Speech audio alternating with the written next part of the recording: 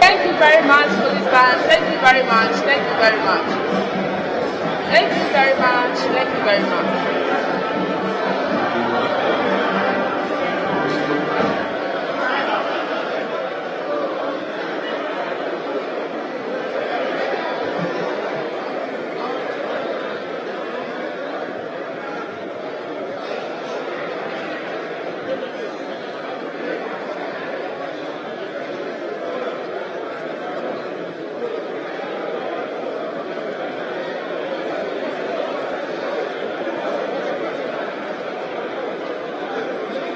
Honourable members, the scales of justice is here. May we please be upstanding in our seats. Honourable members, shall we please rise for the scales of justice? Honourable members, please rise for the scales of justice. Colleagues, let's be on our feet for the justices of the Supreme Court.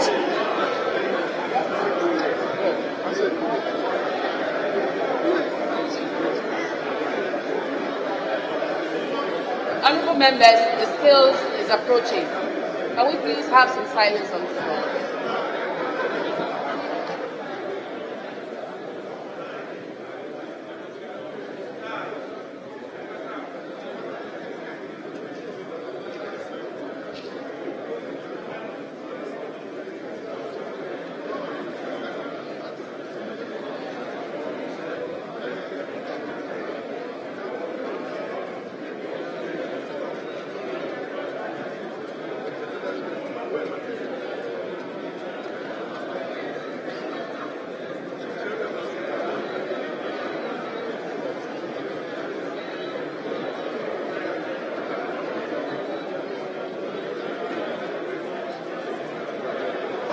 Thank you very much, honourable members. Please be seated.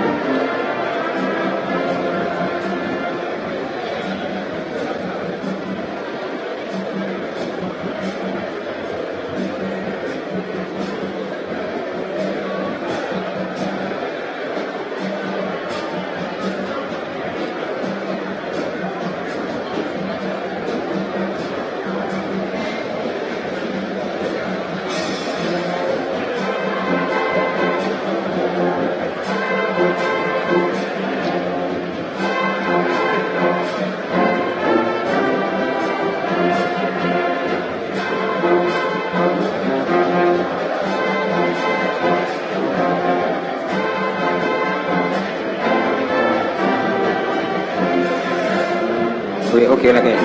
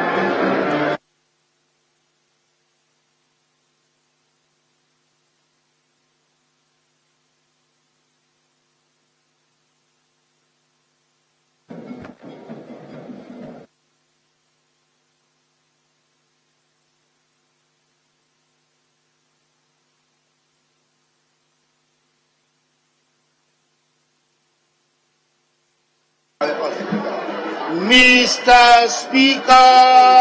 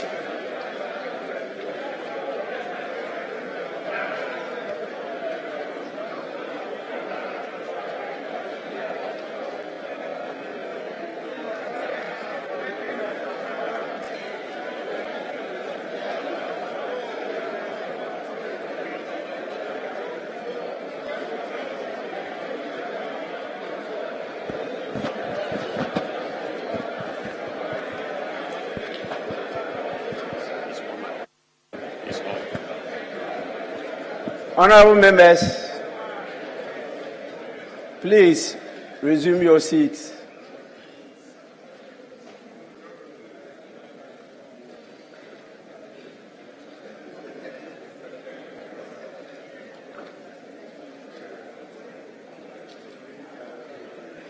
Honorable members, prayers.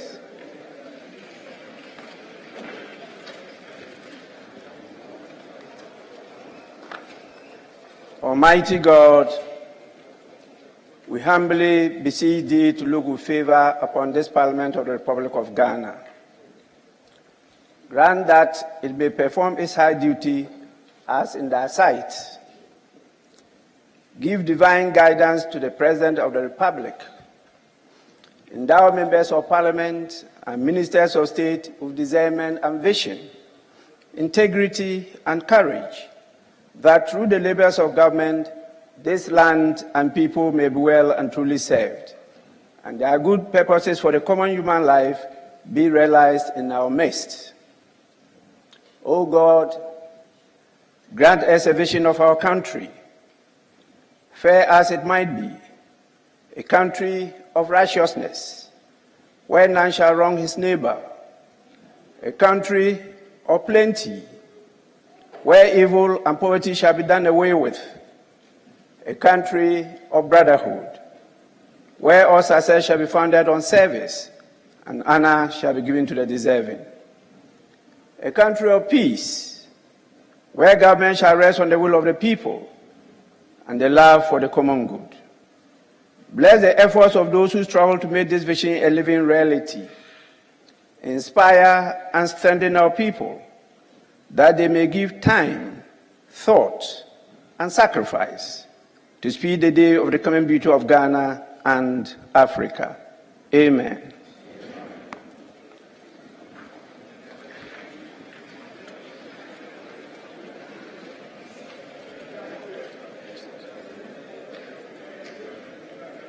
I want to get whether the president is coming.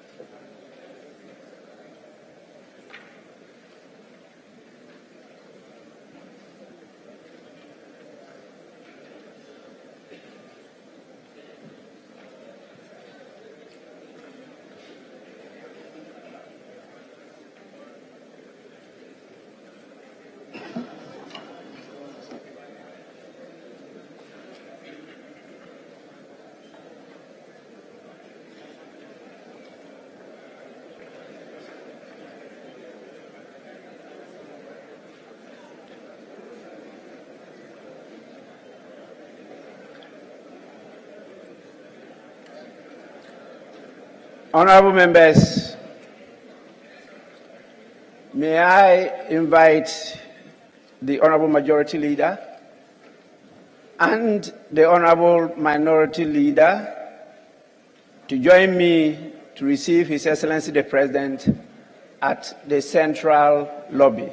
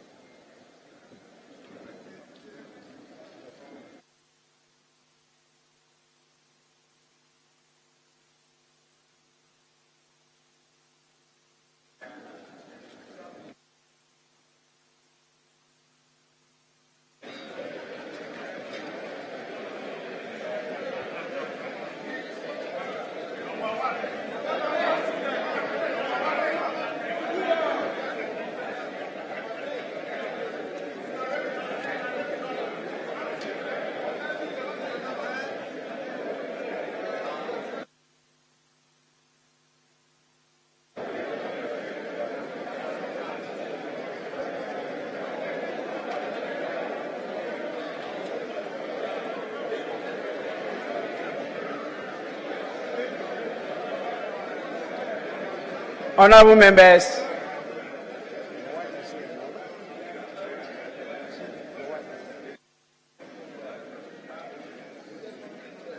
please be seated.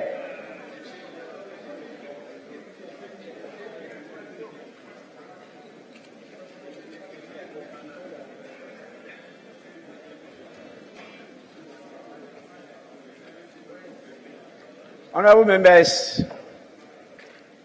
the House is extremely privileged to have the presence of His Excellency Nana Addo Dankwa Akuffo Addo, President of the Republic of Ghana and Commander-in-Chief of the Ghana Armed Forces in this August chamber.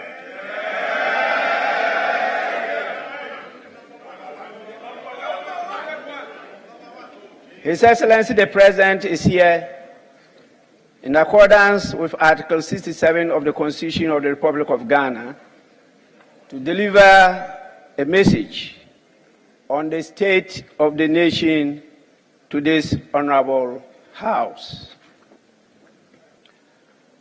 On behalf of leadership and honorable members of this august House, it is my privilege and singular honor to welcome His Excellency the President of the Republic to the House.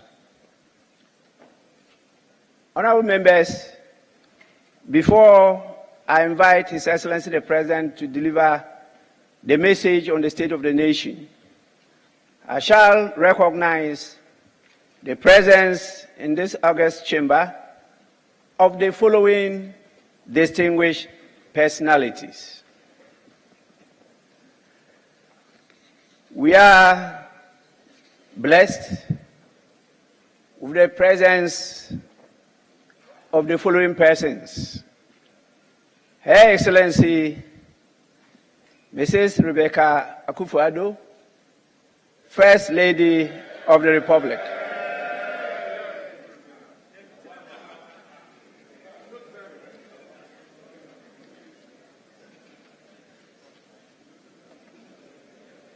His Excellency the Vice President Alhaji Dr.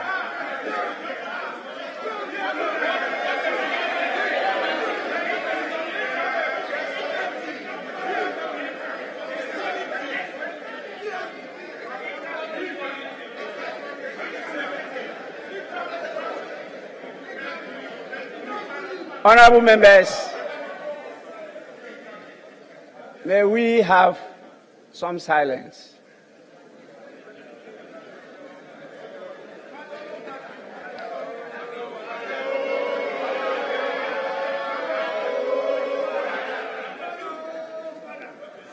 His Excellency the Vice President Alhaji Dr. Mahmudu Bawumia.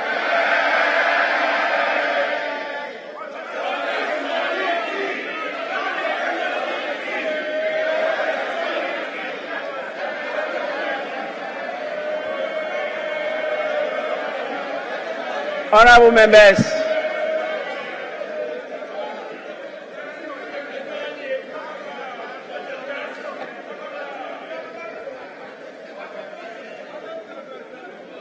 we have with us Your Lordship, the Chief Justice, Justice Enim Yebua.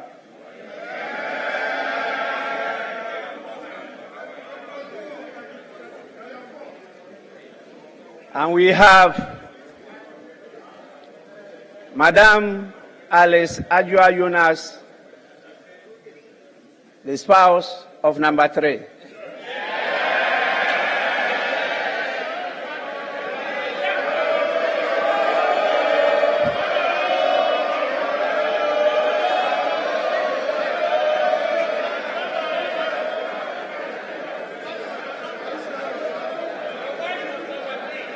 Honorable members, we have the Honorable Chief of Staff, Madam Frema Osei Opare.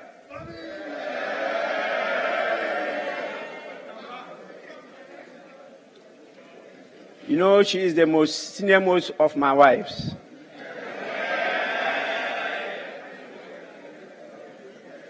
We also have the distinguished chairman of the Council of State. You know very well, this gentleman has been with us for some time. Nana Otuo Sereboa, and members of the Council of State.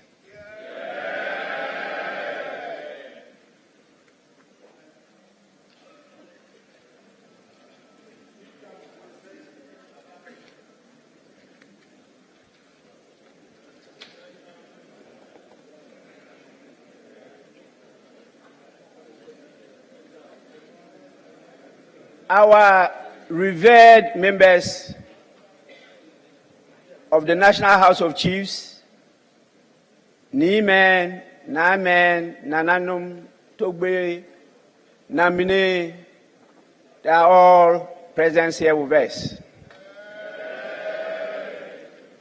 You have a large team of Your Excellencies, the Dean, and members of the Diplomatic Corps. And we are also blessed with the presence of Your Excellencies, the former President, John Akuffo.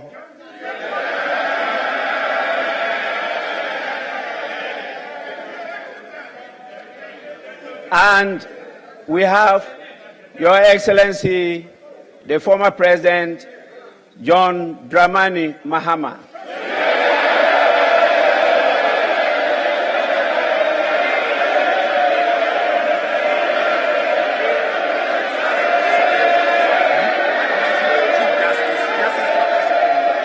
I mentioned it.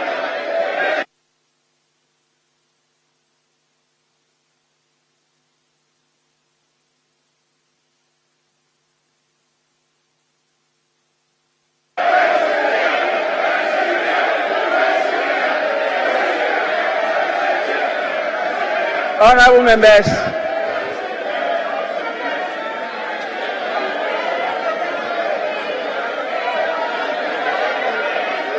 may we have some order, please?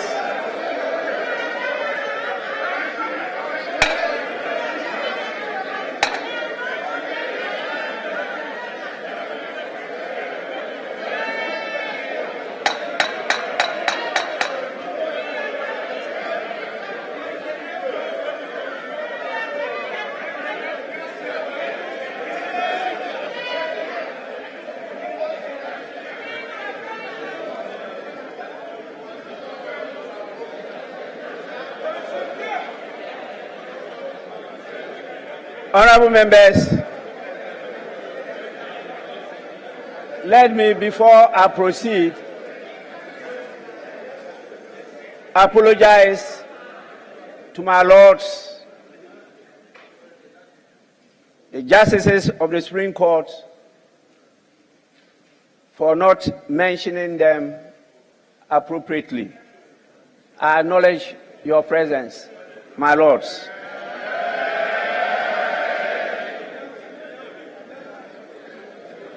We have also with us distinguished heads of our independent governance institutions, such as the National Media Commission, the National Commission on Civic Education, the Electoral Commission, the Audit Service, the National Commission on Human Rights and Administrative Justice. We have the chairman and the Secretary Generals of our political parties with us. I'm sure with their support, we will keep you well disciplined inside here. We have members of the Parliamentary Service Board and the former Right Honourable Speakers of Parliament.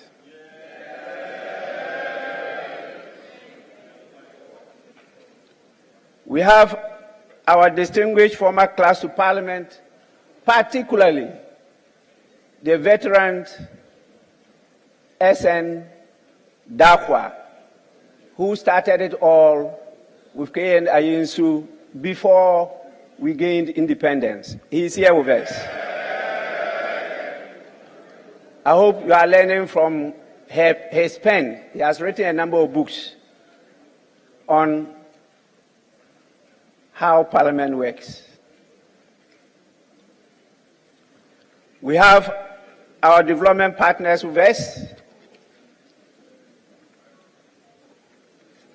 and also representatives of various civil society organizations.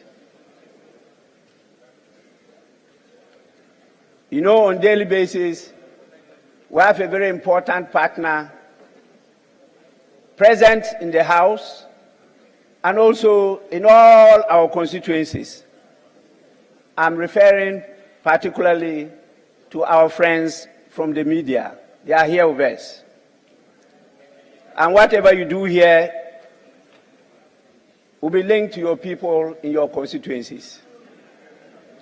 It's not a reminder to be of good behavior, but you know what that means.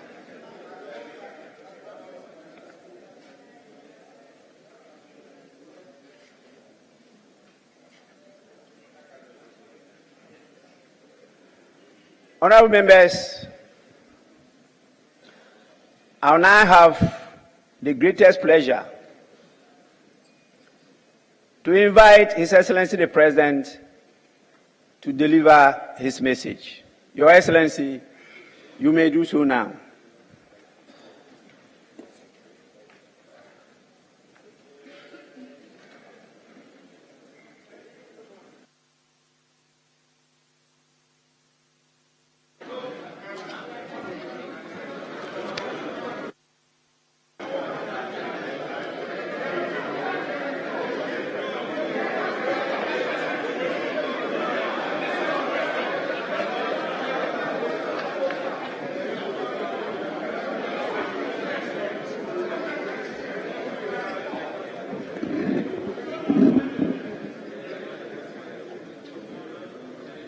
Mr. Speaker, I'm glad to be here in this august House to perform once again one of the most pleasant duties on the calendar of the President of the Republic. That is to give honorable members and the Ghanaian people a message on the state of the nation in fulfillment of Article 67 of the Constitution of the Republic. In accordance with protocol and convention, it is good to see that my wife, the First Lady, Rebecca Akuffo Addo, Vice President Mahamadou Bawumia, the spouse of Mr. Speaker, Mrs. Alice Adjoa Jonas Bagben, Chief Justice Kwesi Enin-Yeboah and Justices of the Supreme Court, Chairperson Nana Uto Sribo II and members of the Council of State, Chief of Staff of the Office of the President, the Honorable Akusia Frima Osei Opare, and officials of the Presidency, the Chief of Defense Staff, Vice Admiral Seth Amoama, the Inspector General of Police, Dr. George Akuffo Dampare, and the various service chiefs are all present. Mr. Speaker, the House is also duly honored by the welcome attendance of the former Presidents of the Republic, Their Excellencies John Agyekum Kufuor and John Dramani Mahama. The former First Lady, Her Excellency Nana Konadu Agyeman-Rawlings, and the Dean and members of the Diplomatic Corps. Mr. Speaker, it is the 8th of March today, and that means it is International Women's Day, the day set aside globally to honor all women. Please allow me to acknowledge and appreciate the significance of the day and heartily congratulate women all over the world, and especially women in Ghana, for the role they play in realizing the dreams, cares, and aspirations of humankind and of this great nation. The presence of women leaders at both the local and national fronts have advanced rights, enhanced equality, and in general, improved the living standards and quality of lives of all concerned, including that of men. The theme for this year recognizes and celebrates women who are championing the advancement of transformative technology and digital education. Mr. Speaker, apart from my own personal fond memories as a member of this House, Parliament stands as a symbol of our democracy and its values. It stands as a reminder to all of us that our country has chosen to travel on the path of democracy, and at the heart of that journey is the idea that the government can only govern with the consent of the people. Mr. Speaker, it is important that we stress this point because after 30 years of democratic practice, we may be tempted to take it for granted. We need to remind ourselves that our compatriots, the majority of whom are in their early adulthood, have no personal recollection of the struggles that got us to this point in our development. In the same way that only a small percentage of our population can recall life under colonial rule, similarly, the memory of dictatorship, one-party rule and military rule is receding into the dim past, and the struggles that have brought us so far are disappearing into the recesses of history. However, because Parliament directly represents the citizens of our nation in this hallowed chamber, it will always be the reminder of those struggles. It is important we never forget that democracy is not a static achievement, but a process that needs continuous nurturing. Indeed, Mr. Speaker, we must remind ourselves that in our country's political history, it is the restoration of Parliament to its proper place that has always symbolized the restoration of power to the people. And dare I say that when constitutional rule is interrupted, it is Parliament that is shut down. The other arms of government continue to operate. 30 years ago, this House convened for the first time to mark the commencement of the Fourth Republic. The early years of the return to democracy were fraught with challenges, but the years have seen the deepening of our democratic culture to a point where a candidate of the minority side in Parliament today presides as the Speaker. This is no mean achievement. Given the way the numbers shaped up in the House after the 2020 elections, many cynics and skeptics predicted a doomsday scenario for this Parliament. But instead of a meltdown, we have witnessed considerable cooperation and unity of purpose among all parties and factions. This is to a large extent a measure of the maturity of our political culture and democracy. We will need even more of such bipartisan maturity to meet the challenges confronting us at this time. Today, we live in a country in which we enjoy complete freedom of expression, freedom of association, freedom of assembly, freedom of religion, and political affiliation. Indeed, freedom of speech has now reached such heights that even members of the diplomatic corps feel able to join in our national discourse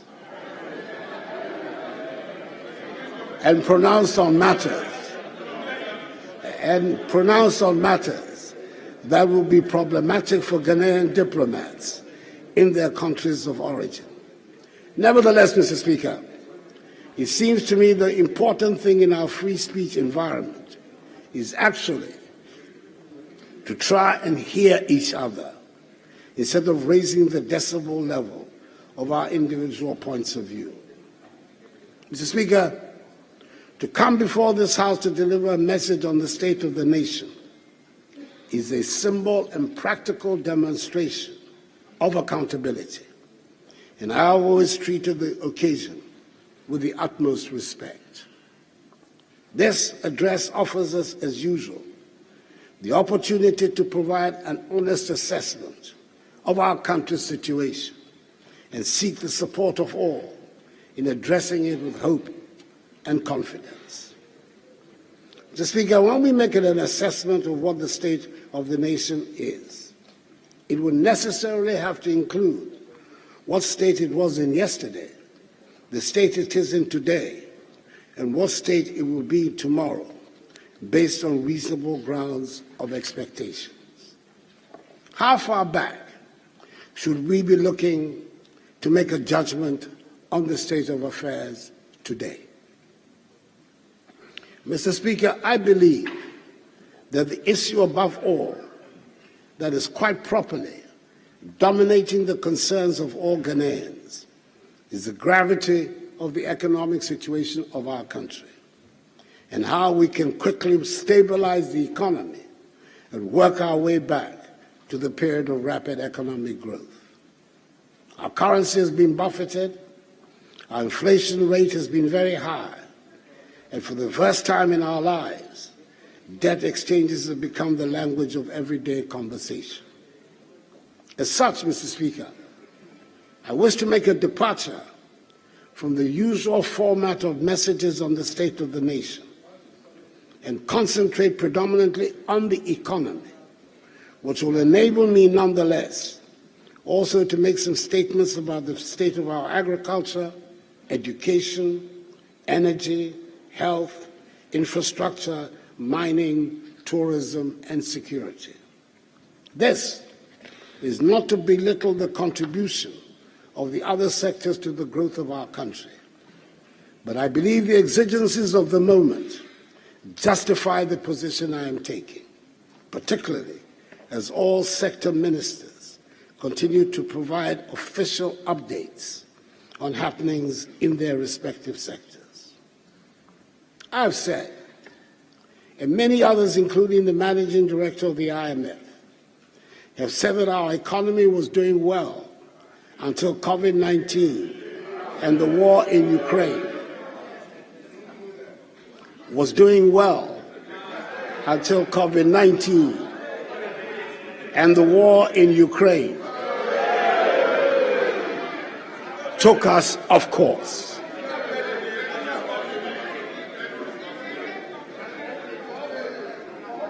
Mr. Speaker, I will be heard. Hansard has to record me. I will be heard.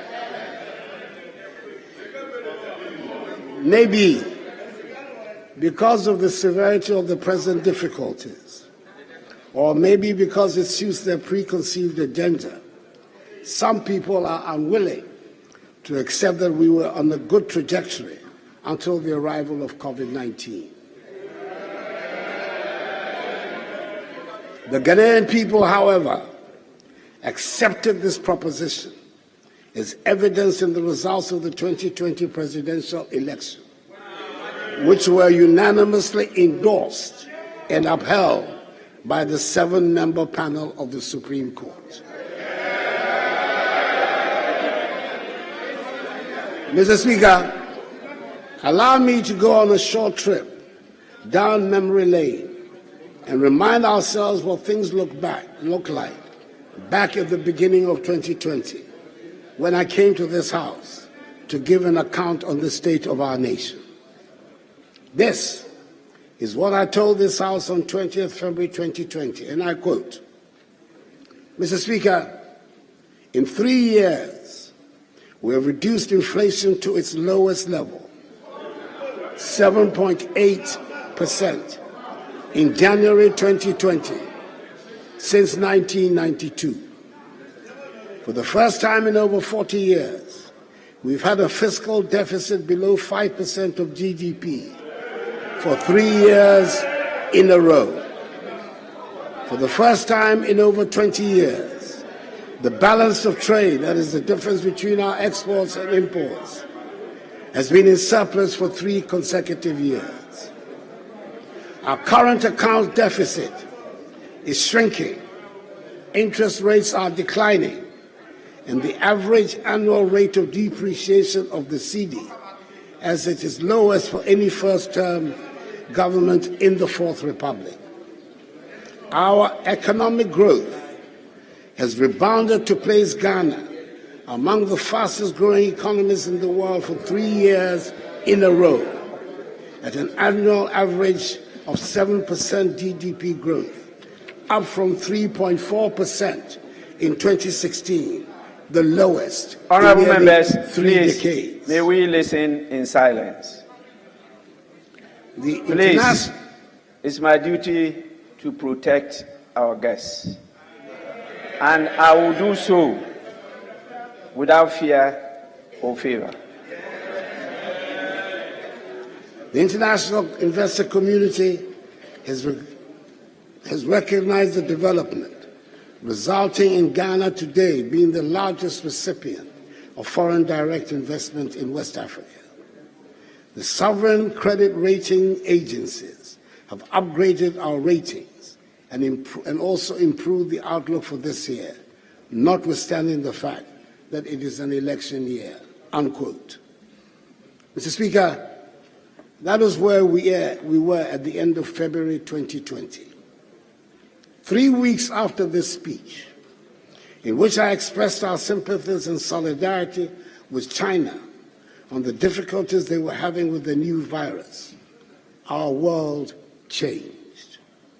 The virus I refer to arrived in our country and in the rest of the world with a vengeance. Within weeks, we were in the middle of a lockdown. Our airports and land borders were closed. Schools and factories and even markets were closed. The hospitality industry was brought to its knees. Our economy, like much of the rest of the world, went into a tailspin. We took many decisions, and we did many things which, according to the science, were the most reliable and trusted ways to save lives and livelihoods at the time, which may look strange and unnecessary today, but that is from the safe perspective of not waking up to check on the COVID-19 infection or death rate. Indeed, there were some who suggested that we cancel the national identification registration exercise and even postpone the 2020 general elections. Who would have thought that today anybody will be questioning the fumigation of schools and markets? I recall vividly the straight talking I received from a group of our most eminent physicians and other scientists on the urgency of fumigating all public spaces, including offices, schools, hospitals, markets, churches, and mosques. The few who could afford it even fumigated their own homes. Today, the science might be that such measures make no difference to the spread of the virus, but criminality or reckless spending cannot be ascribed to the decision to undertake such measures. Mr. Speaker, you might remember that we could not produce Veronica buckets fast enough. Today, it is not an obligatory item on anyone's list of purchases. In dealing with the crisis generally, I did not meet anyone brave enough to suggest the considerations of money should be a hindrance to anything we needed to do in the fight against the virus. I was, and I am grateful that the people of Ghana rose to the occasion, and together we went through the crisis and came out well by defying the doomsday predictions about the inevitability of dead bodies on our streets. I'm grateful that we saw the wisdom in helping each other, and I thank those who contributed their expertise, time, and energy to the fight against the virus. And I thank those who contributed to the COVID-19 fund that was set up to help us meet some of the expenditures. The economic consequences from the pandemic have been devastating. Mr. Speaker, it is precisely because the economic fallout from the pandemic is so widespread and long-lasting that it is important to show clearly that the COVID-19 funds, were not misused.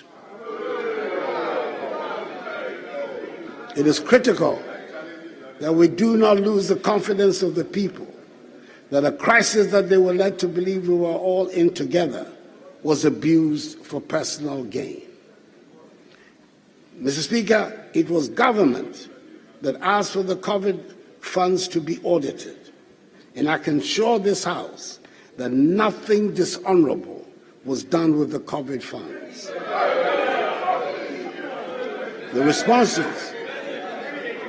The responses from the Ministers for Health and Finance on January 23rd and 25th, 2023, respectfully, have sufficiently laid to rest the queries from the Auditor General's report, and I believe any objective scrutiny of these statements from the Health and Finance Ministries would justify this conclusion. We did provide 518 million cedis of grants and loans to micro, small, and medium-scale enterprises through the NBSSI, now the Ghana Enterprise Agency, in which 302,515 enterprises benefited, of which 60% were women-owned. These were MSMEs that were in distress as a result of the pandemic. For some traders, the receipt of 1,000 cedis made the difference between the ruin of the household and survival. In addition, 58,041 health workers were empowered to supplement the existing health sector workforce. Subsequently, all of them have been absorbed as permanent workers in the health sector. Frontline health workers were also granted 50% tax relief for the period. Was that something to regret? We should be ever grateful for the work that so many people did to keep all of us safe.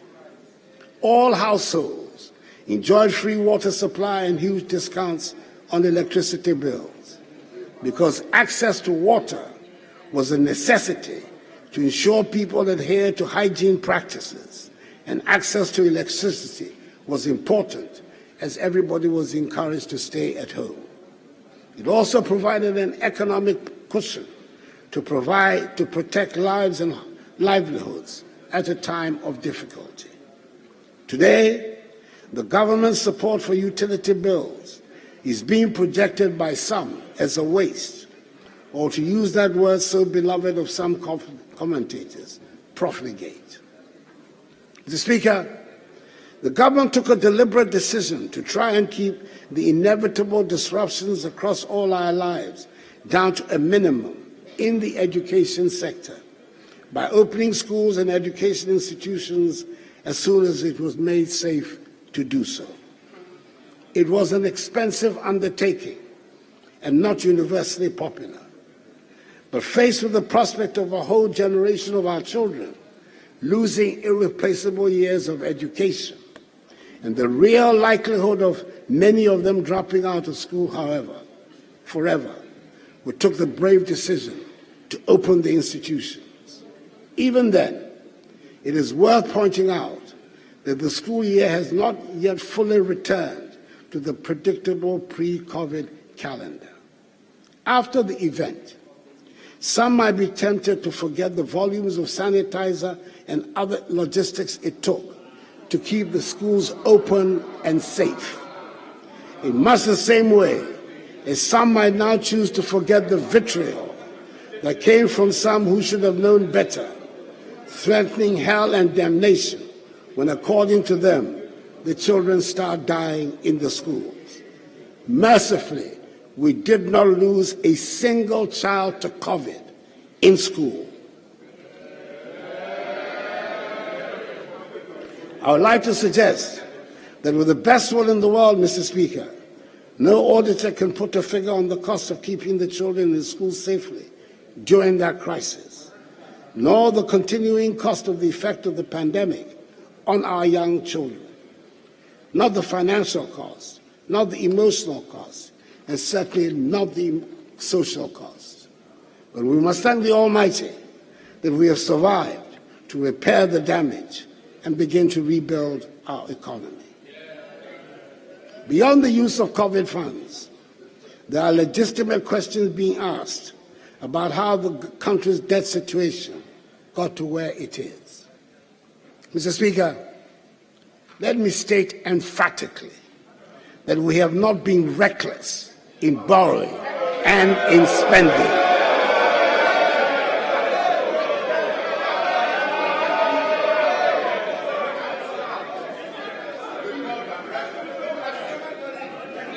Honorable members,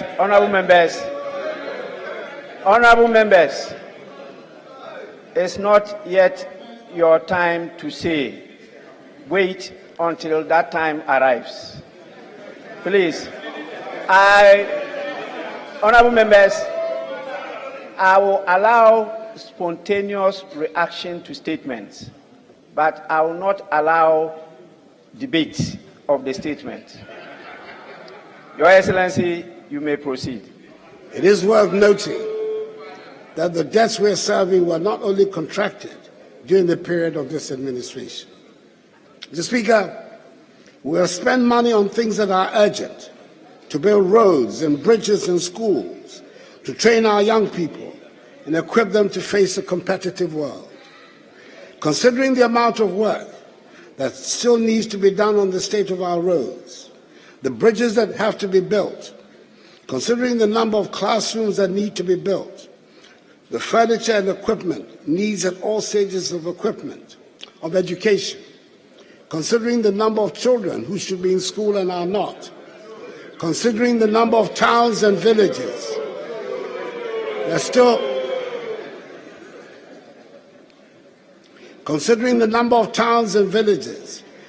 do not have access to potable water, I dare say no one can suggest we have overborrowed or spent recklessly.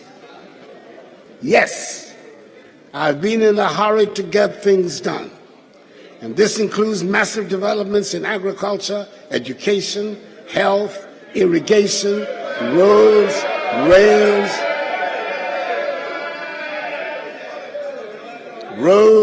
rails, ports, airports, sea defense,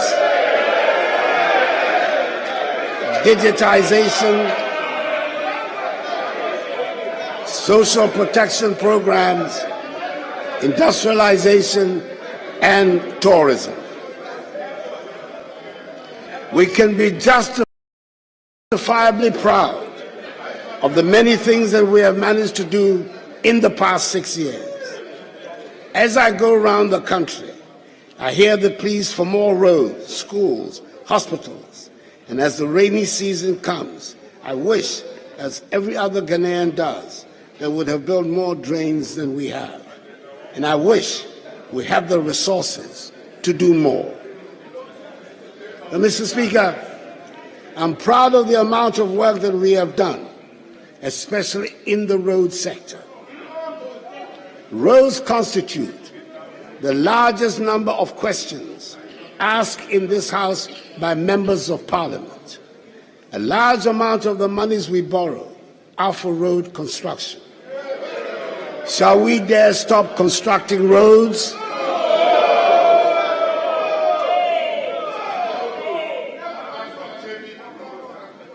Mr. Speaker, I would like to state categorically that this government has built more roads than any government in the history of the Fourth Republic. And Mr.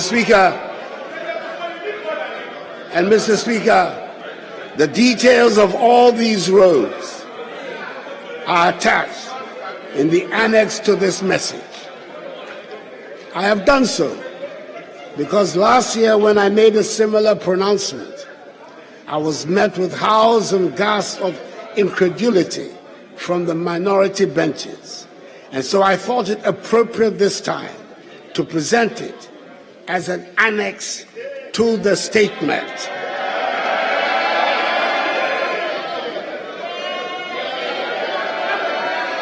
Which will be part of Hands-On.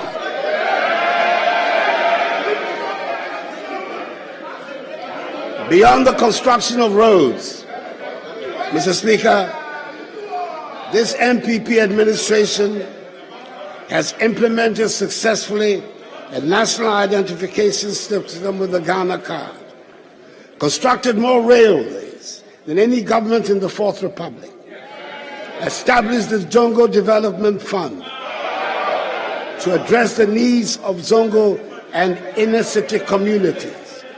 And under their auspices, we have conducted more infrastructure in the Zongo communities than any other government in the Fourth Republic. Constructed more NCA licensed fiber optic cable than any other government in the Fourth Republic. 90%, 93% of the total. Increase the proportion of the population with access to toilet facilities from 33% to 59%. Increase the number of public libraries from 61 from independence until 2017 to 115 in 2022. Provided more equipment, vehicles, ammunition, etc. to security services than any other government in the Fourth Republic. We have successfully implemented the digital address system, improved significantly the financing of governance and anti-corruption institutions like the Ministry of Justice and Office of the Attorney General, the National Commission for Civic Education, SRAJ, EYOCO, and the Office of the Special Prosecutor. Implemented the One District, One Factory initiative. In 4 years, 106 companies are in operation under 1D, 1F. 148 factories are under construction. This is the largest expansion of that sector since independence. Constructed more fish landing sites than any other government in the Fourth Republic. Established Africa's first national-scale electronic pharmacy platform. Provided free Wi-Fi to 700 senior high schools, 46 colleges of education, 260 district education offices, an initial successful pilot of 13 public universities. Introduced drones in the delivery of critical medicine, vaccines, and blood to people in remote parts of the country. And today, Ghana has the largest medical drone delivery service in the world, with zipline distribution centers in Ominako, Mpenya, Vobsi, Sefirioso, Ketekrachi, and Enum, and overseen an improvement in revenue collection with the introduction of an e-VAT and e-invoicing system.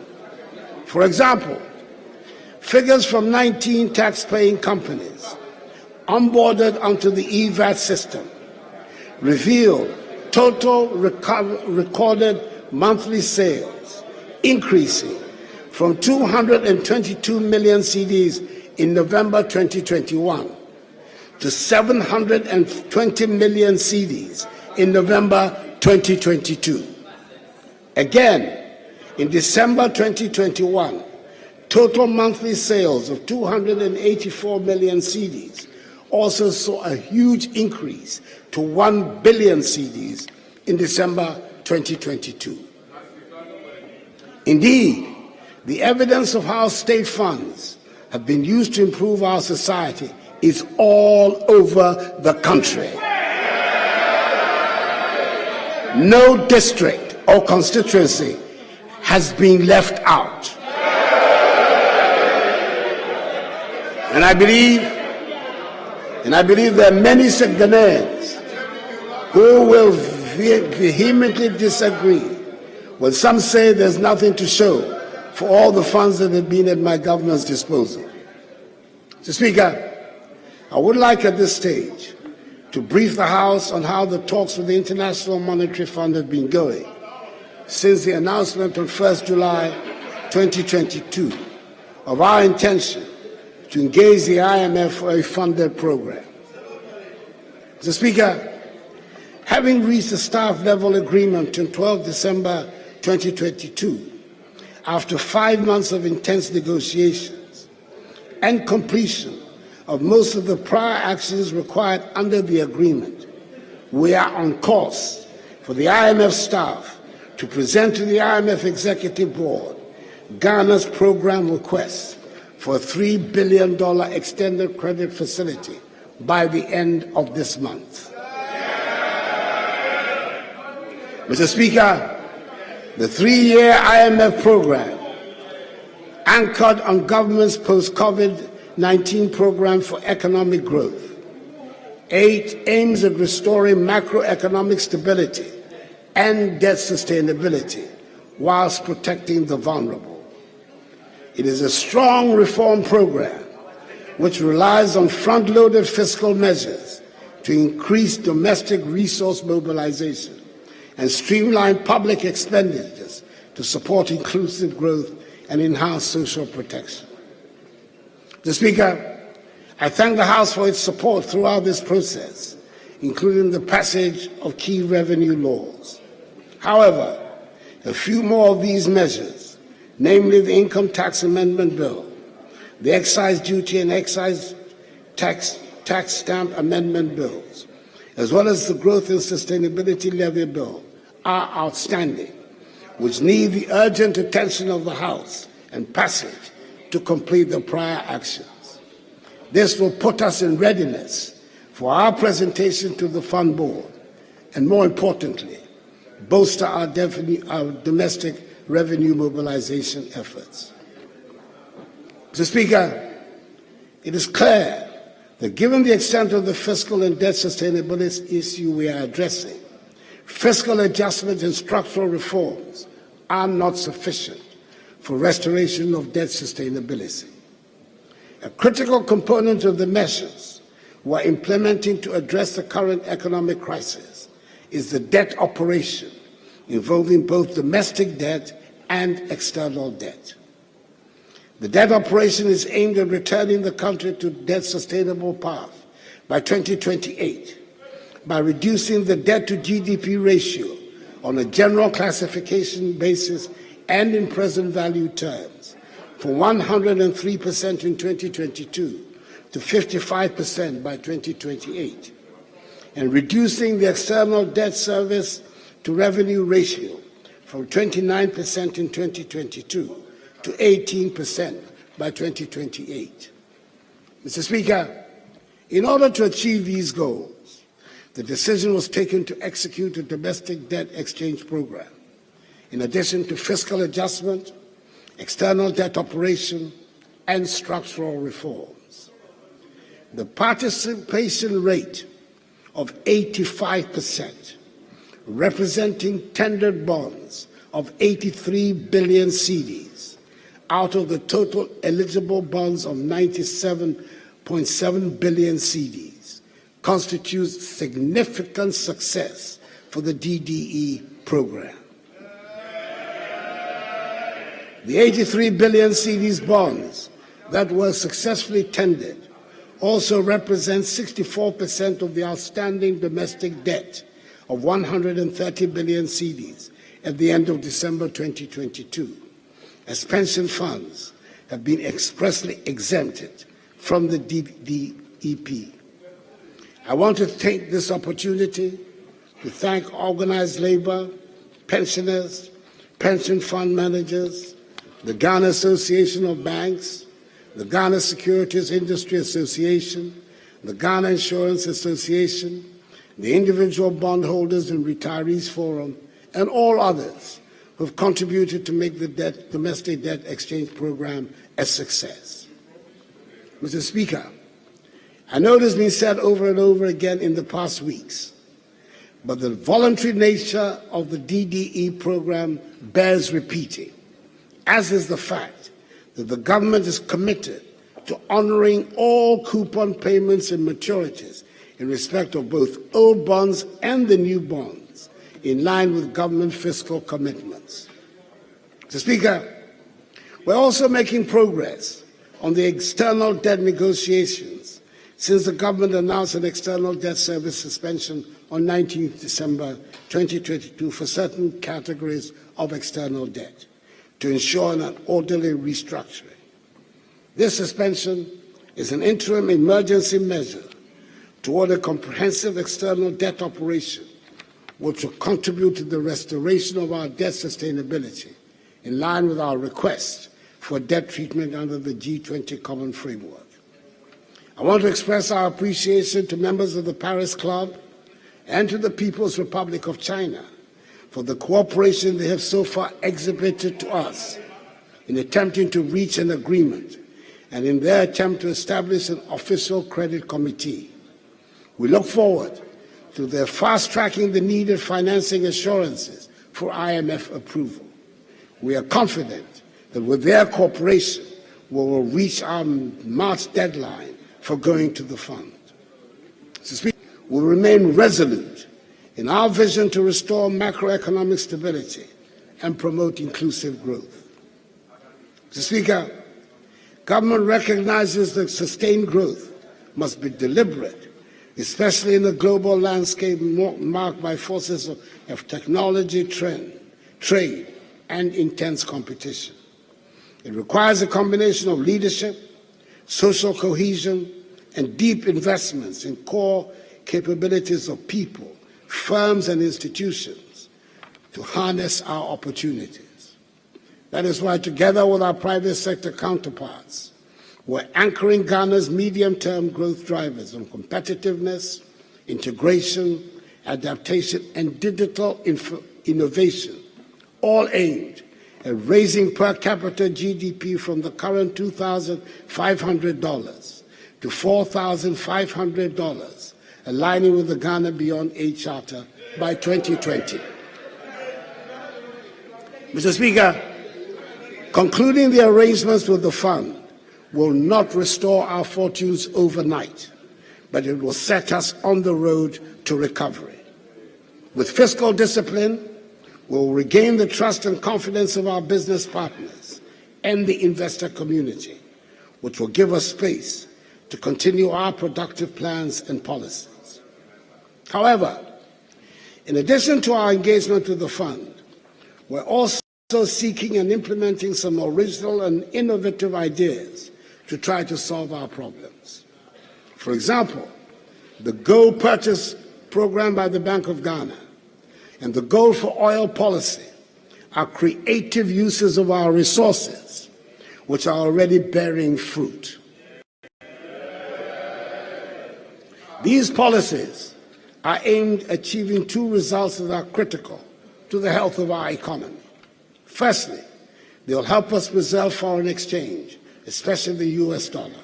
And secondly, they will enable us to stabilize the price of oil products, such as petrol and diesel, on the domestic market. We have already seen some success on both fronts, with the price of US dollars and petroleum products falling since we announced the policy and began to implement it. The average price of petrol at the pump, which had risen to 20 cedis a litre in the middle of December 2022 is now 13 cedis and 80 pesos a litre. The price of diesel had risen to more than 23 cedis and 70 pesos a litre, and is now selling on the average at 13 cedis and 80 pesos a litre, which is a reduction of almost 10 cedis a litre. We expect this trend of falling fuel prices to reflect soon in our daily lives, since transport fares affect the price of everything.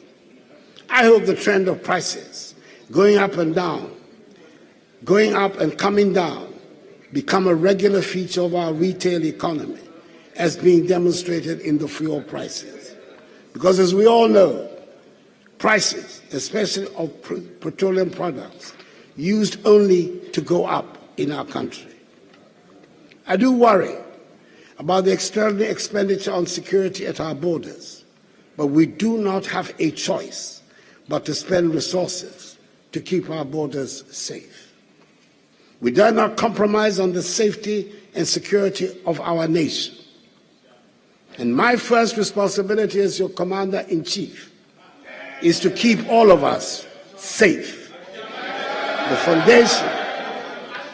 foundation for all development is the safety and security of our nation and its people. The reality of the state of affairs in our neighborhood demands that the government goes to great lengths to ensure the security, safety, and stability of our nation. The threats of terrorism and violent extremism surrounding us require that we pay maximum attention to protecting our borders and working in collaboration with our neighbors to keep our country and the region safe. This is the prime motive for the Accra Initiative, which is already yielding results. Mr. Speaker, I'm able to cite here some of the equipment we have provided the military to help them protect us all. Allow me to list a few. The Army has received 104 armored personnel carriers, 70 utility troop-carrying vehicles, 20 armored vehicles, 85 assorted Toyota vehicles, 50 Ankai buses, 40 Jeep Jade vehicles, some explosive ordnance disposal equipment, large quantities of communications surveillance equipment, varying quantities of weapons, and 4 unmanned aerial vehicle systems. And the Ghana Navy has taken delivery of 4 offshore security vessels and 4 Zodiac boats. We've also continued the process of upgrading the housing needs of the security services. The Barracks Regeneration Project Phases 1 and 2, the Military Housing Project Phases 1 and 2, and the Ghana Military Academy Infrastructure Project are expected to be completed and handed over by the end of May this year. Mr. Speaker, we continue to pay attention to the police service. We can now see more of the police on our streets in the urban areas. Ever so gradually, driving on our roads is becoming more orderly. I note that even motorbike riders now stop at traffic lights. Things are improving.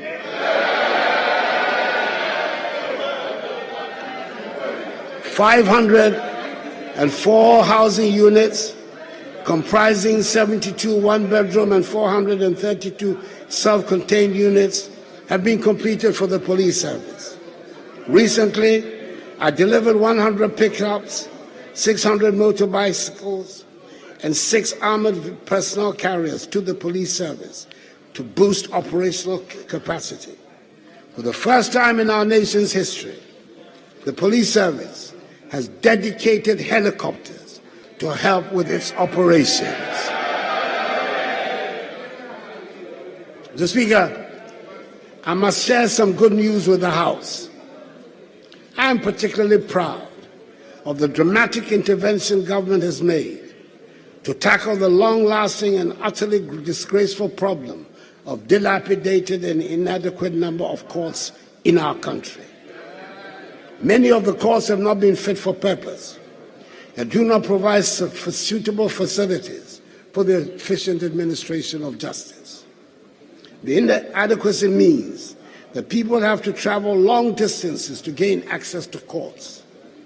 As someone who for years earned my living as a practicing lawyer, I have first-hand experience of the unacceptable state of courthouses around the country, and I'm glad to inform the House that we are resolving this problem.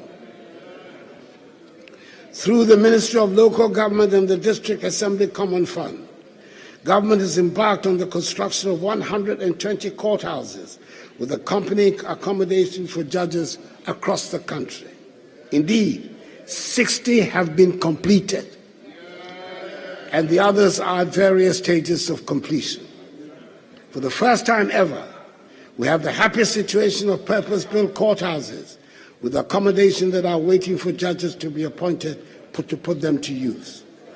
6 new regional high courts fitted with judges' residence are also being constructed in the new regions, i.e. Akuffo, Bono East, North East, Oti, Savannah, and Western North. 3 of the courts, that is those in North East, Oti, and Savannah, have been completed and commissioned. Those in Akuffo, Bono East, and Western North regions will be completed by April.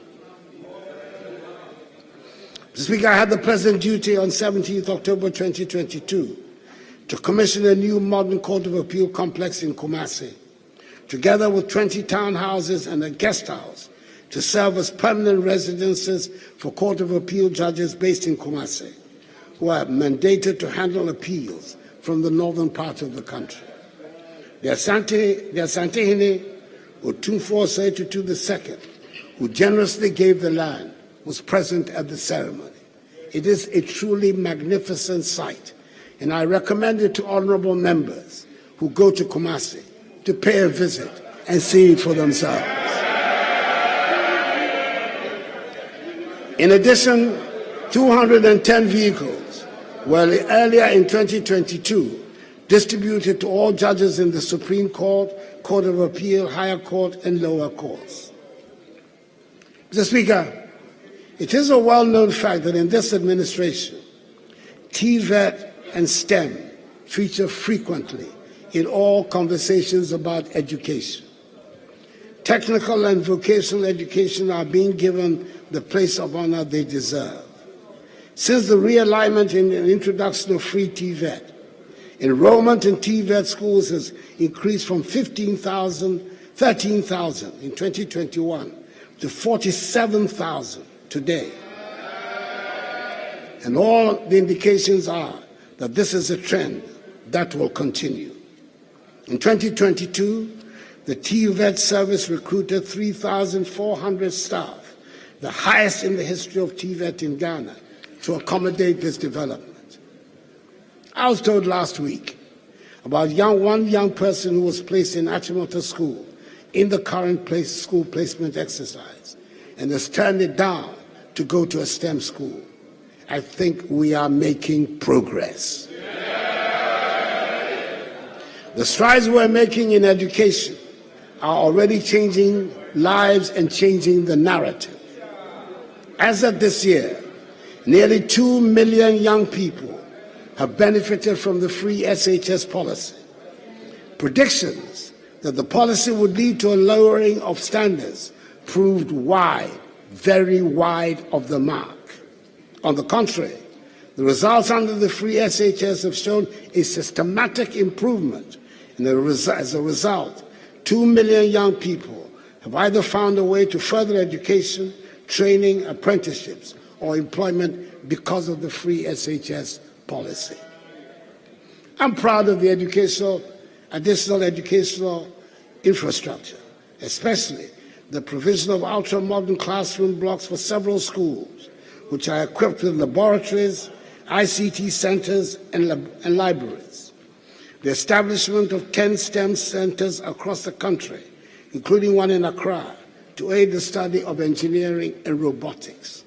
Construction has also started at the University of Agricultural Science in Bunsu in the Eastern region.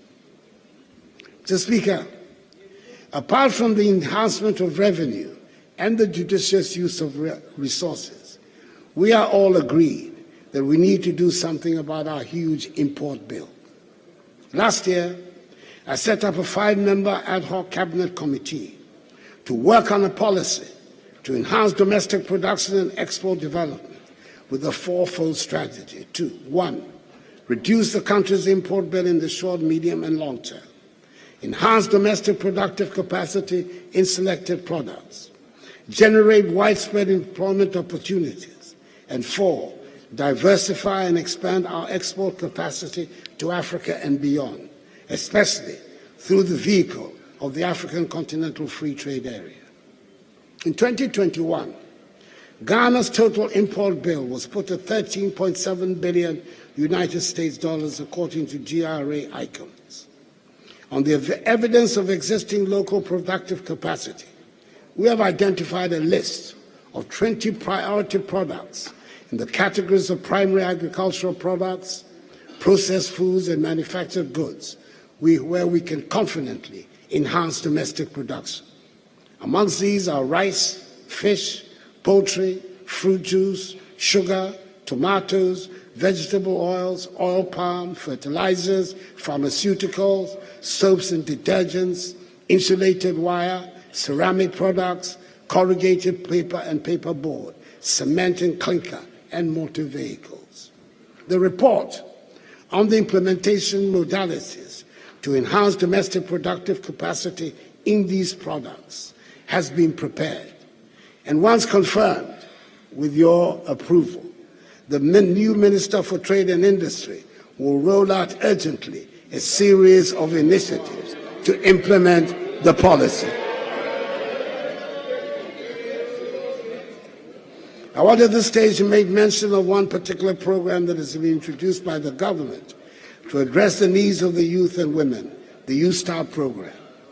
This program seeks to support young entrepreneurs to gain access to capital market training and technical skills, compliance and quality assurance support, and business development support services that will enable them start, build, and grow their own businesses.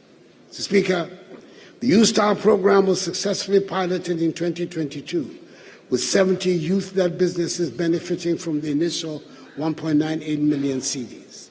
Subsequently, a total of 288,800 applications have been received and are being processed by the Ghana Enterprise Agency for full operation. Mr. Speaker, government remains committed to infrastructure development.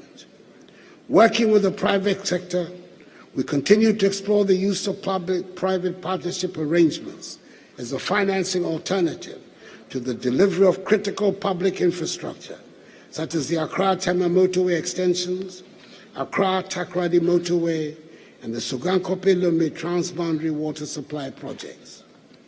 In addition, Mr. Speaker, the $750 million United States Afro-Exim Bank facility, which has been secured, will make it possible for us to construct many other roads and interchanges, including the long-awaited 4-tier Swami interchange. Mr. Speaker, we have now reached a point where we feel the impact of technology as an irreversible way of life. We have digitized many processes. The Ghana card has become a one-stop shop for Ghanaian identity and its usages. We're fully convinced that our embrace of an investment in information technology and the digital infrastructure will help us to redefine our traditional concepts of time, space, speed, and nature of conducting business within our society, economy, and culture.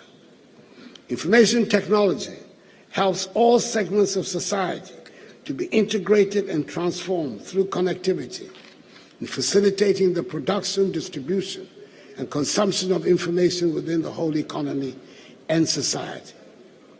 We have integrated many processes within the digital environment, and for this, we have to recognize the efforts of many component parts of the government, such as the Ministry of Communications and Digitalization, the National Identification Authority, and especially the Vice President, Dr. Alhaji Mahood Bawumia.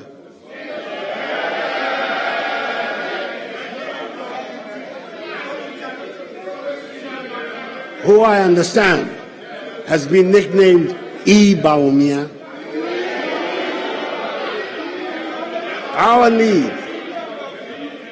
Our need for technological reinforcement within all our structures and spaces is unending, and we will continue to push the frontiers of our engagement with the technologies of information, economic development, and human transformation. We must be cheered by the improvements being made in the National Health Insurance Scheme to make access easier. The scheme is currently one of the better digitalized institutions, and I hope they get the public support that they need. I note in particular with satisfaction that they have developed a self-enrollment mobile application, My NHIS app, to self-enroll in the scheme, and this app enables registration and renewal for oneself and others by linking NHIS cards to Ghana Card. 2022, over 5 million members data their Ghana Card to enable them to access healthcare using the card. The National Health Insurance Authority has also improved its claim management processes with an emphasis on e-claims and paperless systems at all 4 claims processing centers. In the year under review, electronic claims processing was about 70% of all claim submissions.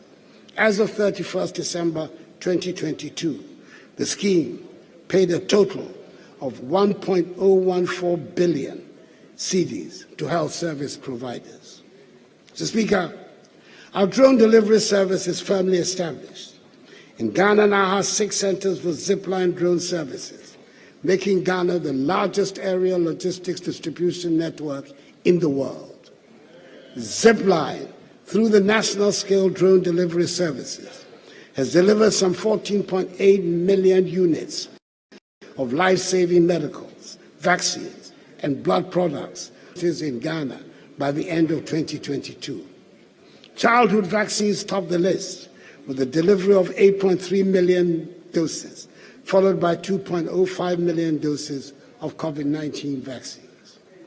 Mr. Speaker, I must say, however, that the current shortage of some childhood vaccines in the country has concerned me greatly.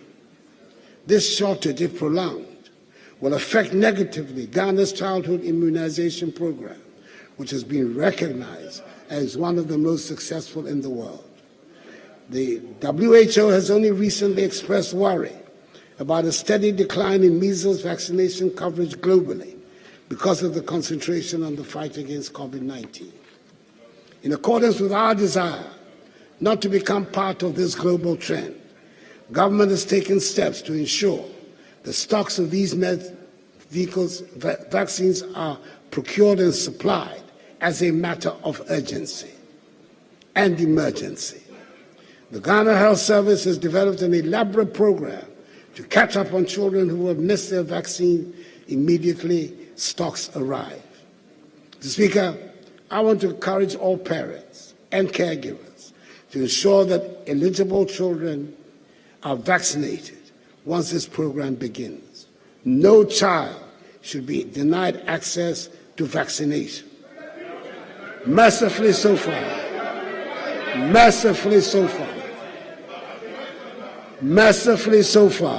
not a single child has died as a result of the outbreak. This House has already passed into law the National Vaccine Institute Bill, which is yet to be brought for my assent. In the near future, this institute will ensure that no matter what happens to the global vaccine supply chain, we can produce our own vaccines locally. Mr. Speaker, government continues to prioritize agriculture as one of the driving forces for economic transformation. The experiences and lessons from the COVID-19 pandemic and the Russia-Ukraine conflict justify sufficiently our increased investment in the agricultural sector. Indeed, the sector recorded significant successes with an average growth rate of 6.28% from 2017 to 2021. This consistent growth over the period has translated into improved food security, job opportunities along agricultural value chains, and availability of raw materials for industry.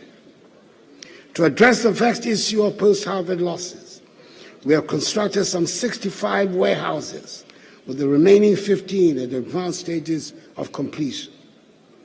This intervention is adding some 80,000 metric tons to national grain storage capacity. $29.9 million United States dollars worth of machinery and equipment have been procured from Brazil to boost mechanization. Government will this year commence preparatory works for establishing a tractor and backhoe loader assembly plant in the Ashanti region and continue capacity building of operators to ensure effective management and prolong the lifespan of agricultural machinery. Mr. Speaker, the impact of climate change and variability on global agricultural activities is a call to all of us, and indeed all countries, to adopt appropriate technologies and other innovative practices for sustainable agriculture and resilience against food insecurity. The government's response, among others, has been to continue to invest in irrigation infrastructure, both large and small scale, across the country. In 2022, government completed the rehabilitation and modernization of large-scale irrigation schemes at Tono, Bong, and Bong Left Bank projects. The three schemes are expected to provide 6,760 hectares of irrigable land for all year-round crop production. Phases 1 and 2 of the Tamne irrigation project have also been completed, with Phase 3 of the project at 57% completion. Mr. Speaker, we are now at the most difficult stage of electricity provision around the country. The parts that are left are the very difficult to access area. The national electricity access rate increased from 79.3% in 2016 to 88.54% in 2022, making us amongst the top 6 in Africa, and we're still expecting to achieve the 90% universal electricity rate by 2024. To reduce transmission system losses and voltage fluctuations and to improve the overall quality of power supply, old lines are being replaced on the western, eastern, coastal, and middle corridors. It is worth noting that 3 new substations have been commissioned between 2021 and 2022, thereby improving reliability and efficiency. Mr. Speaker, I'm pleased to inform the House that the Electricity Company of Ghana, ECG, has since the last quarter of 2022 embarked on an aggressive digital transformation program. In the first phase of this program, set to be completed by end of April, the focus is on creating a cashless and efficient payment system. I'm pleased to announce that on 1st March 2023, all ECG district offices became cashless. This is a major achievement by all standards. Since the start of this transformational program, we have so far seen a 25% increase in the monthly revenues. The second phase of the program will see the digitization of postpaid bills and the digital tagging of all meters. In our estimation, these initiatives should increase the monthly revenues of ECG by some 40% before the end of this year. I firmly believe that the initiatives which have been so boldly rolled out by ECG will make revenue leakage a thing of the past and address consumer pain points in their interactions with ECG. Mr. Speaker, we continue the fight against galamsey with the support of the security agencies in the short term. However, we're determined to promote responsible small-scale mining through community mining schemes. So far, 16 of these schemes have been commissioned, with 3 more to be commissioned by the end of this year. All these schemes are supported with gold catchers, pieces of equipment designed to help small-scale miners to extract gold from the ore without the use of mercury. In 2021, I launched the National Alternative Employment and Livelihood Program.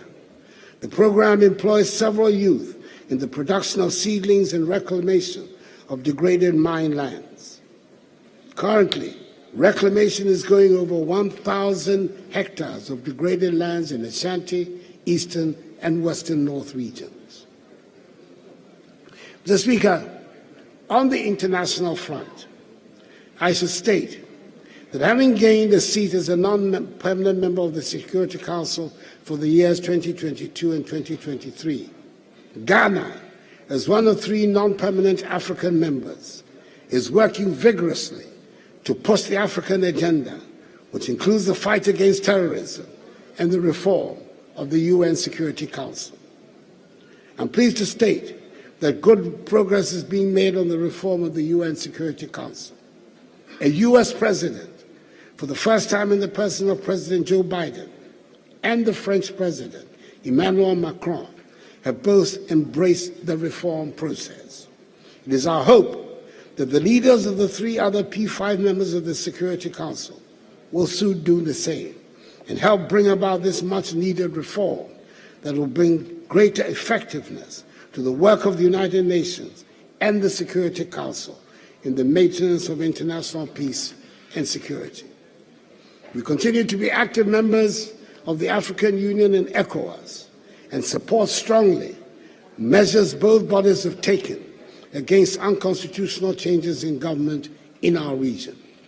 We're working with our partners in the region to strengthen regional cooperation in the fight against the terrorist menace in West Africa, hence our commitment to the Accra Initiative. Mr. Speaker, our decision to prioritize tourism as a key policy for economic diversification, job creation, and growth is clearly paying off.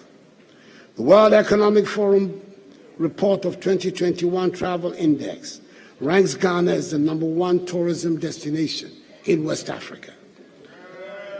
The potential contribution of tourism and the arts to GDP is therefore one that we must nurture and emphasize. Both domestic and international tourism are rebounding significantly from the severely disruptive impact of COVID on the travel and tour industry. International arrivals nearly trebled last year from a low of 355,158 in 2020 to over 915,000. Domestic visits to tourist sites are also up by over 55.7% during the period. All these have been made possible by deliberate marketing initiatives and upgrades of tourist infrastructure by the Ministry of Tourism, Arts and Culture and its agency, the Ghana Tourism Authority. The Beyond the Return initiative, which I launched in 2019 as a sequel to the Year of Return, has reignited excitement about Ghana as the hub and a mecca for the global Pan-African, a home every person of African descent must visit at least once in their lifetime. A few days ago, at a historic ceremony in Washington, D.C., we conferred Ghanaian citizenship on Mother Viola Fletcher and her brother, Uncle Red, 108 years and 102 years respectively, 2 of the only 3 living survivors of the Tulsa Massacre of 1921. In May this year, I'll be chairing a tourism stakeholder retreat on rethinking tourism for national development and job creation. I've tasked the ministry and its agency, the Ghana Tourism Authority, to work on the modalities to bring together all the stakeholders within the industry. Over the next couple of years, my government will deepen even further our efforts to make tourism a strong primary source of growth for the economy. Mr. Speaker, Monday was 6 March, our Independence Day, and this year we had the main celebrations in the Volta region.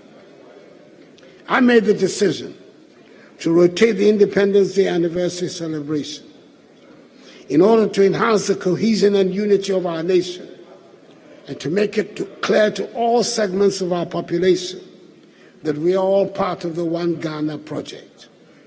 I'm glad to inform the House that it was a happy and grand event set against the breathtakingly beautiful background of the Adaklu Mountains. Mr. Speaker, 60 years since our independence, Ghana has taken steady strides to become a more developed country. The Ghana of 1957 is not the Ghana of 2023. We've come a long way since the days of our 6 million population, with very few modern amenities for its people. Today's population of 32 million, with a growing stock of modern infrastructure, spanning drones to supply medicine, to the Ghana card which identifies each of us as proudly Ghanaian. As President, I have championed the innovation of policies and the execution of projects that will help improve the quality of life of the Ghanaian people. And God willing, I'll continue on a path that brings the most benefit to the people of Ghana. Mr. Speaker, things may be dire today. Nevertheless, we must count our blessings. Our petrol stations have fuel, and we've been spared long winding queues to fuel our vehicles.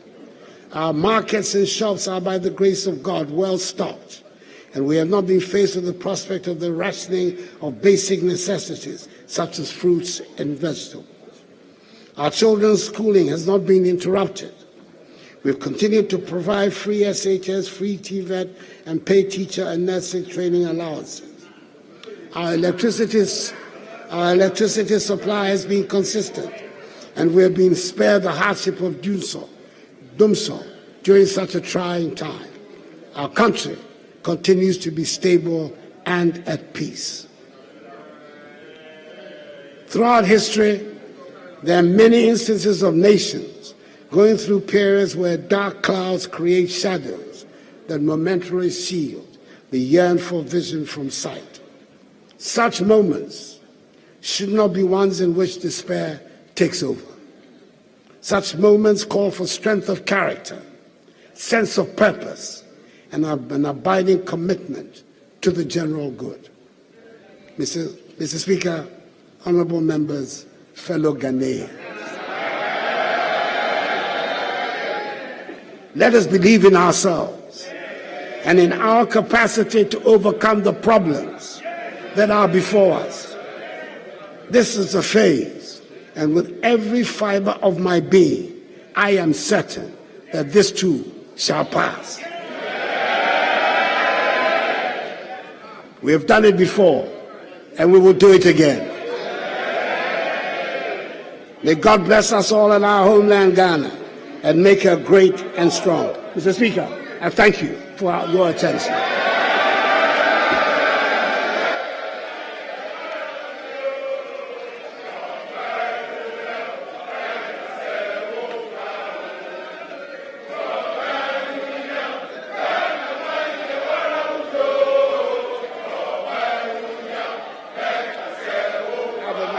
Well delivered. Thank you. Well delivered.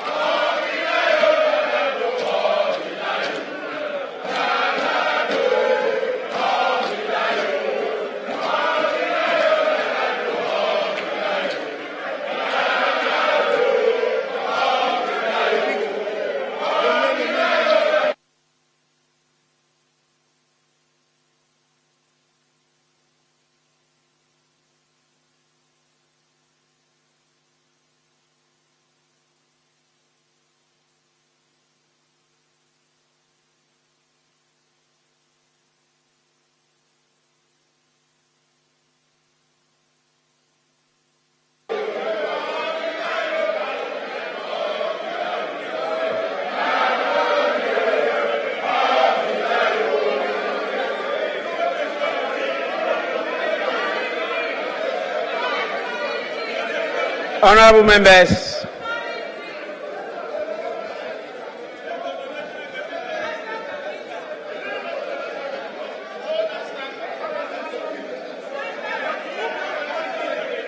honorable members,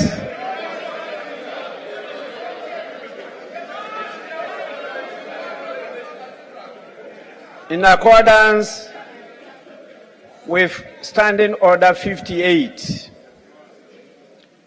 I wish to convey to His Excellency the President the gratitude of the House. Honorable members, again, in accordance with the practice of this House, a formal communication will be forwarded to His Excellency the President after the House has thoroughly debated this address. In fact, the leadership generously decided to use more than a week to debate this address. And honorable members will all have enough time to have a say. And that is why I wanted you to listen first before you can respond. I want to thank all of you for the cooperation, and particularly His Excellency for attending upon the House to perform a constitutional duty. We are extremely grateful. Honorable Majority Leader, is there any indication regarding, I'm going to restrict you, the adjournment of the House? In other words, Honorable Leader, can you move for an adjournment?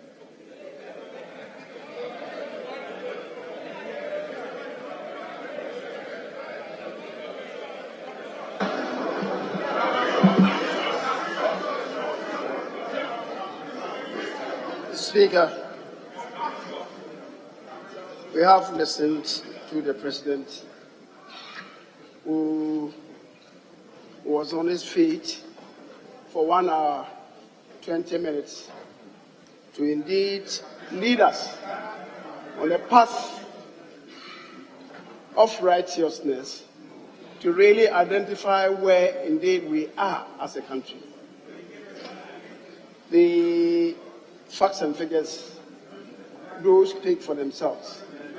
But of course, the Speaker, as we have all seen, nearly thereafter, some people rose up and sang a chorus that all belie.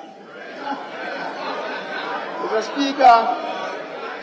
Speaker, as you said, we are going to have ample time to debate the content as presented to us. But clearly, what we have seen is symptomatic of what we are going to say from tomorrow. We have made up our minds, don't convince us with facts. That is the attitude of some people. And the Speaker, is 12 noon, not yet 2 o'clock, and preparatory to the beginning of the debate tomorrow, and not to dilute whatever has been said and indeed presented to us and to the nation. Speaker, I would on this occasion move that this House stands adjourned until tomorrow at 10 o'clock in the forenoon. I so move, Mr. Speaker.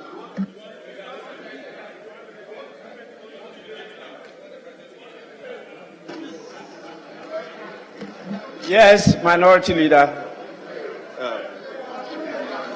Mr. Speaker, first, let me also thank His Excellency the President for the presentation of the message of the state of the nation. But Mr. Speaker, Mr. President, there is indeed a widespread of despair and disenchantment among our people. millions of Ghanaians are going through unbearable hardships and excruciating pains. Our economy is in its worst shape in decades. In fact, Ghana's economy is bankrupt or insolvent. We are currently unable to repay our debt. Ghana has officially defaulted in the repayment of our debt since January 2022. Mr. Speaker, yet, Mr. President, your government is failing to cut down on the size of government and public expenditure. Ghana is witnessing hyperinflation, largely because, Mr. President, your government allowed the Bank of Ghana to print 50 billion Ghana cedis for the year 2022 and another 4 billion Ghana cedis in the year 2023 first quarter. Mr. President, let it be noted that this expenditure financed public expenditure on the overbloated government expenditure. Our position is that inflation is currently rising. Monetary policy rate is also at 28%. Ghana cedi is at has depreciated by 20% in January alone. Mr. President, unemployment is exceedingly high at the record levels. And as we speak, Mr. President, lending rate is at 40%. Mr. President, our economy is in tatters largely because it is self-inflicted. Your government inflicted it on us and failed to act. Mr. President, this is your scorecard. This is your scorecard. And this is the true state of our nation. Thank you, Mr. Speaker, and I second the motion.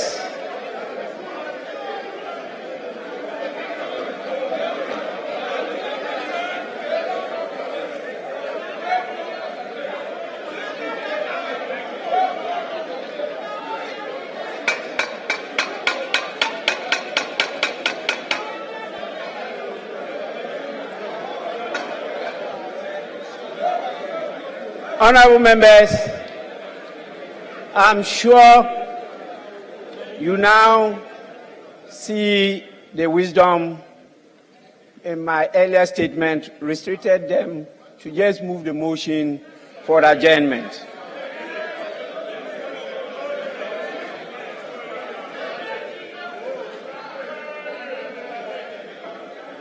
You all know I was there before. Experience is the best teacher.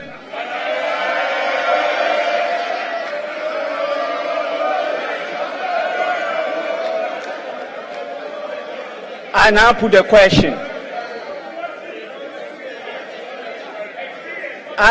put the question. As many as are in favor of adjournment, say aye. As many as are against, say no.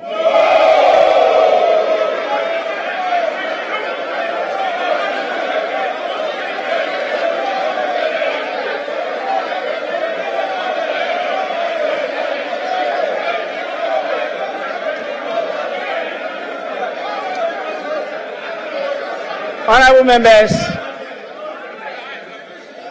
I put the question again. As many as are in favor of adjournment, say aye. Aye. As many as are against, say no.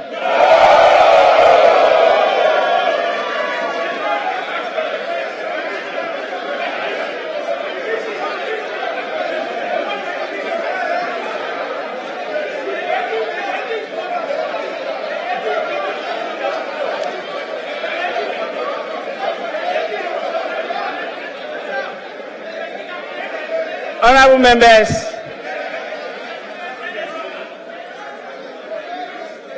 today is International Women's Day. I want to take this opportunity to congratulate all our beautiful ladies here and all ladies in the world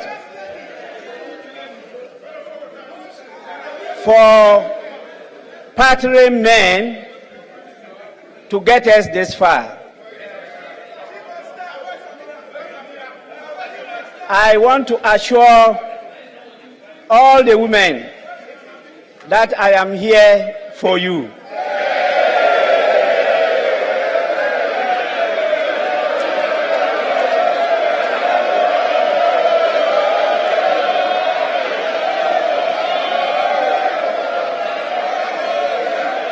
Honorable members, as a result of that, with the request of the women caucus leaders in Parliament, I approved a facility for all our women here to proceed tomorrow to reach out to all women in their constituencies and women everywhere in the world.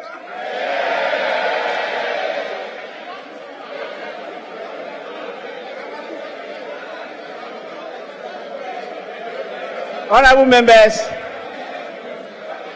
this is part of the 30-year celebration, and I want all the men, honorable men here, to partner the women to make an impact this year. With this, I put the question again.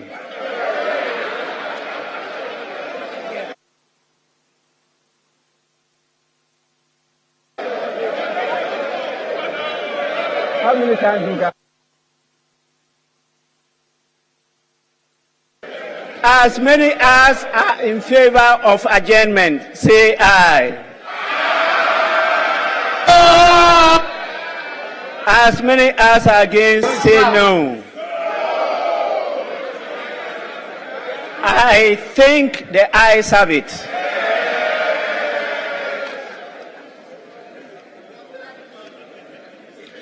The ayes have it. The motion is adopted. The House is accordingly adjourned till Thursday, 9th March. Thursday, 9th March 2023 at 10 o'clock in the forenoon. The House is adjourned.